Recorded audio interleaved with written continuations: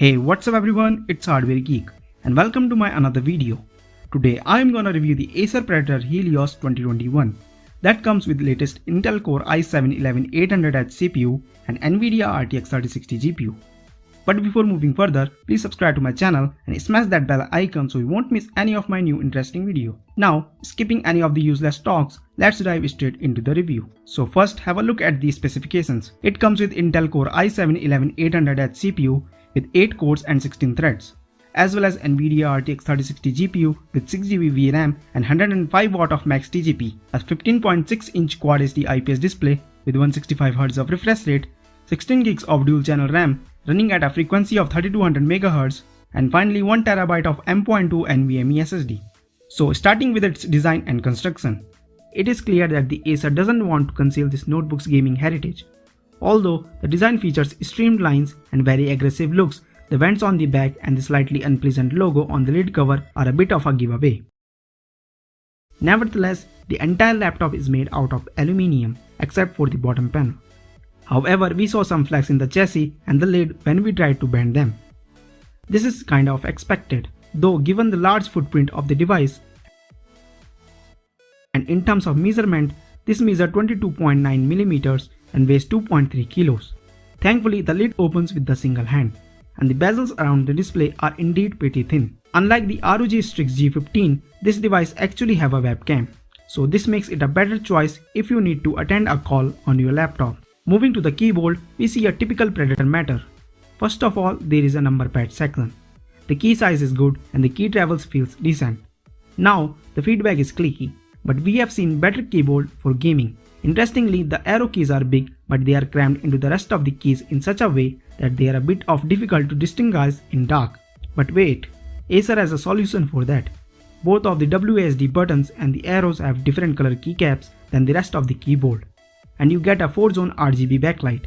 By the way, we shouldn't forget to mention the dedicated turbo button, which maxes out the fan speed for better thermals. Below the keyboard, there is a touchpad which is rather responsive and accurate, although it has a fairly decent size, which is great. And despite the fact that there are no dedicated buttons, the clicky mechanisms work pretty much across the entire surface. Lastly, the bottom panel houses the speaker cutouts and the ventilation grill.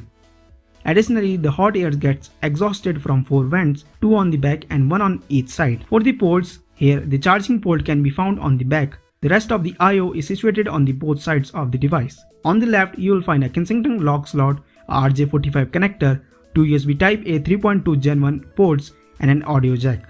Then on the right there is a mini DisplayPort connector, an HDMI 2.1 connector, a USB Type-A 3.2 Gen 2 port and a Thunderbolt 4 connector. Moving to the internals, weirdly enough the battery capacity here is only 55Wh. Hidden beneath a metal plate there are 2 sodium slots for up to 64GB dual channel memory in total. Additionally, you get 2 M.2 PCI X4 drives, 4 SSDs and 1 2.5-inch SATA drive bay. Thankfully, Acer was thoughtful enough to include connection hardware for the 2.5-inch drive inside the box. For the cooling setup, there are 2 heat pipes shared between the CPU and the GPU, one more for each of them. In addition to that, you can see 2 rather large heat spreaders taking care of the graphic memory and the VRMs for the processor. Although Acer is very aggressive in their marketing for the so-called arrow blade fan technology, one of the fans seems to make use of it. Next is the screen, which is one of my favorite part of this laptop. It is an IPS panel with a resolution of 2560 by 1440p with comfortable viewing angles and a very good contrast ratio. Thankfully, its backlight doesn't flicker at lower brightness levels. And for the color coverage, it has 96% of sRGB, 79% of Adobe RGB and 79% of DCI-P3. Not only that, but the average 7.75ms pixel response time matched with the 165Hz refresh rate of the display, providing a good gaming experience. So overall a really great display, or I can say it is a bang for the buck.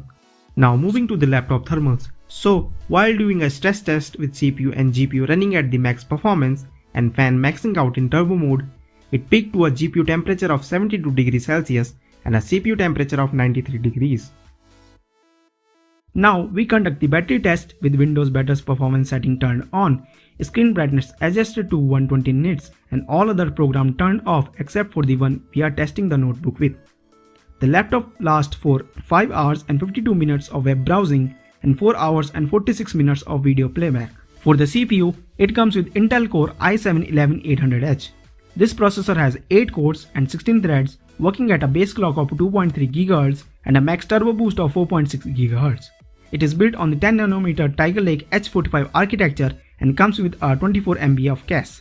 To know more about the performance in detail, let's kick off the benchmarking as usual with a look at the Cinebench R20 multi-threading.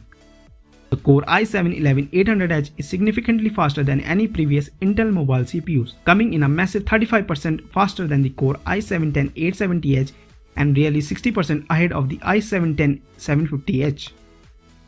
This allows Intel's Tiger Lake CPU to close the substantial gap between the Ryzen and 10th gen that was established with the Ryzen 4000 at the beginning of the last year.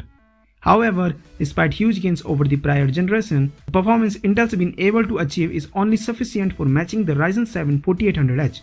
The 11800H is still 9% slower than the 5800H. That's competitive, but the margin isn't close enough to say that they are equal, as the 11800H falls between the 5800H and 5600H. While Intel is unable to match AMD in multi-threading, single-thread performance is as strong with Tiger Lake designs as we have seen before. Even clocked at just 4.6 GHz instead of 5 GHz, we know Willow Cove can do. The 11800H beats the 5800H by 4%, which gives its performance around the mark of AMD's higher-tier Ryzen 9 5900HX. The 5900HX also clock up to 4.6 GHz, indicating that the Willow Cove and Zen 3 have similar IPC in this workload. You will see similar margins in Cinebench R23, though this doesn't change any from Cinebench R20 conclusion. In CPU-based rendering with Blender, the 11800H is a bit slower than Ryzen, 15% slower in this particular workload comparing to the Core i7 to Ryzen 7. We see a 19% performance improvement over the previous generation of H-series processors.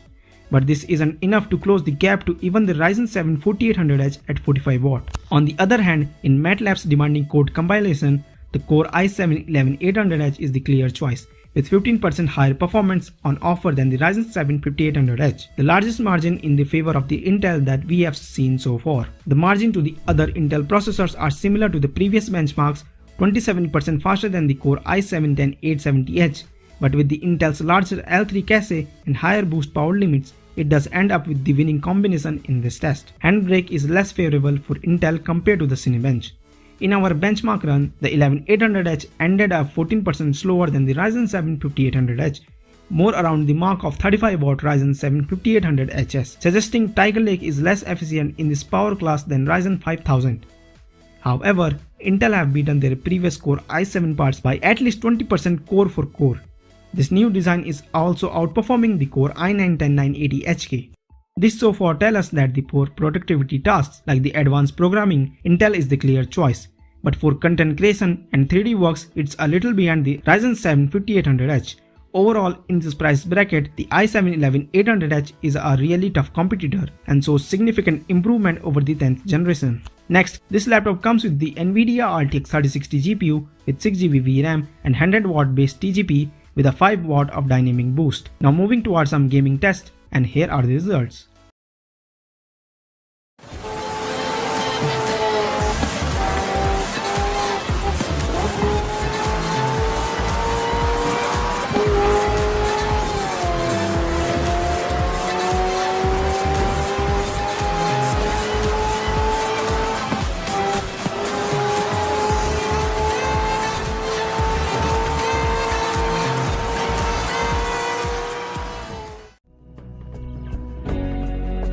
That's the way it is.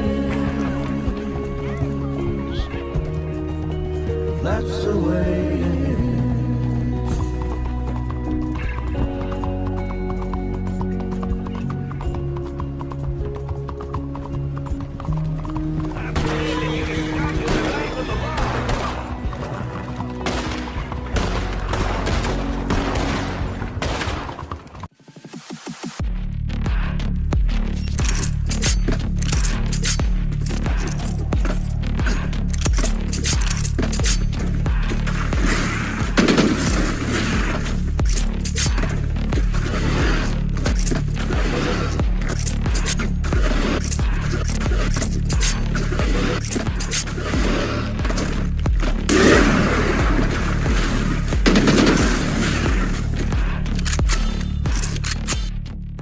Finally, for the conclusion.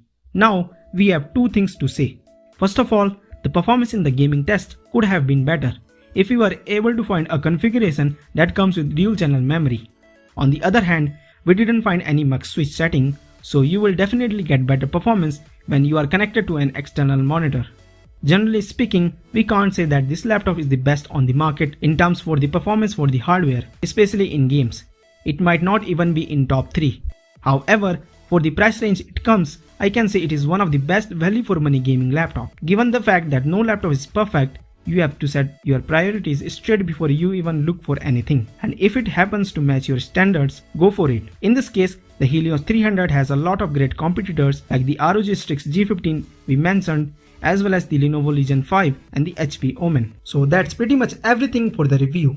And if any one of you want to buy this laptop, the best buying links are given below in the description box. Use those affiliate links and it will be really helpful for the channel. By the way, it doesn't cost anything.